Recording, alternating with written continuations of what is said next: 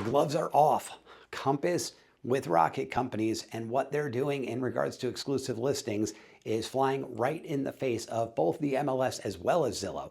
I knew about the fight with Zillow, but the idea of going right against the MLS and saying we're going to have exclusive listings that don't accumulate days on market, that don't show certain listing history elements, that's what they're doing. And they're saying they're going to be able to broadcast that to the majority of consumers out there. However, in real estate, we know it's about what is best for the consumer.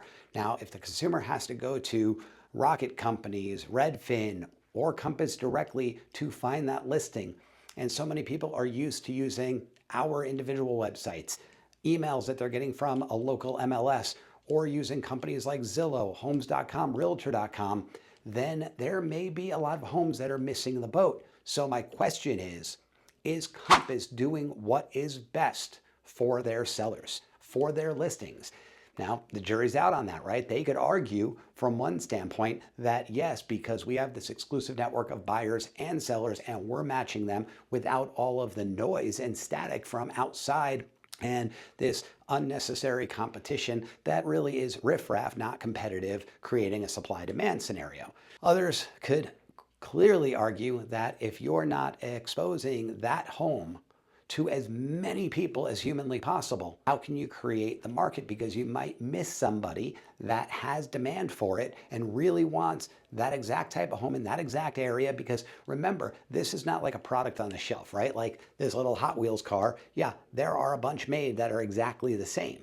However, every house is unique. Even if you had two homes right next door to each other that were the same model, built with all the same finishes, they're actually at a different place on the street. And therefore, there's a difference, right? Whether that's the end house on the street without a neighbor, whether that backs up to his 2-story versus a 1-story, whatever it is, there is a uniqueness. So there is only ever one of that home, regardless, again, if 50 of them are built, they're different placement and that makes the difference. So if that home is not being listed and exposed to as many people as humanly possible, is that potentially a detriment to the seller?